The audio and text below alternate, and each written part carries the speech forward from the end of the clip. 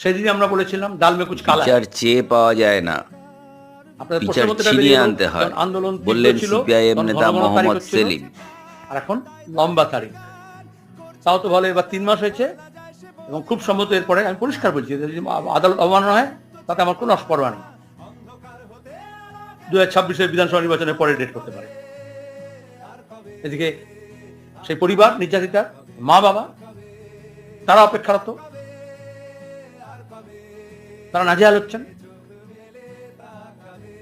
আর দুই হচ্ছে যারা আন্দোলন করছিল, জুনিয়র ডাক্তার হোক, সিনিয়র ডক্টরস হোক, সাধারণ মানুষ হোক, এই প্রতিবাদী মঞ্চগুলো হোক, আমরা যারা চাইছি বিচার হোক,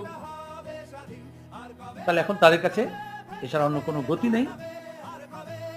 ওরা যদি লম্বা লম্বা তারিখ দেয়, আমাদের আরো লম্বা লম্বা পা ফেলে আরো আন্দোলনকে তীব্র করতে হবে।